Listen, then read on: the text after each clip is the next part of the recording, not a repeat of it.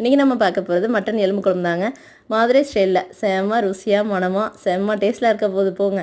சிம்பிளான easy mutton குழம்புங்க. கறியை முதல்ல வேக வச்சு எடுத்துக்கலாம். வெங்காயம் தக்காளி பச்சை மிளகாவை நல்லா வதக்கிட்டு வேக வச்சு இந்த கறியை இதில் சேர்த்து ஒரு பிரட்டிடலாங்க. அதுக்கப்புறம் வீட்டில் அரைச்சி வச்சுருக்க குழம்பு மிளகா பொடியை நல்லா சேர்த்துக்கிறோங்க. காரத்துக்கு தகுந்தாப்புல சேர்த்துக்கலாம். இது கூட வேணும் அப்படிங்கிறவங்க மட்டன் மசாலாவையும் கொஞ்சம் சேர்த்துக்கலாம். செம்ம மணமாக இருக்குங்க. வீடே மணக்கொன்னா பார்த்துக்குங்க. இது கூட முக்கியமான ஒரு இன்க்ரீடியன்ட் சேர்க்க போகிறோம். அது வேறு ஒன்றும் இல்லைங்க, புளிக்கரைசல். ஆமாம், சவுத் சைடில் புளிக்கரைசல் சேர்ப்பாங்க. அது சேர்த்து பாருங்களேன், அந்த ரெசிபி வேறு லெவலில் இருக்கும். சூப்பராக இருக்குங்க. ஒரு தடவை ட்ரை பண்ணி பாருங்கள், கட்டாயமாக ட்ரை பண்ணி பாருங்கள்.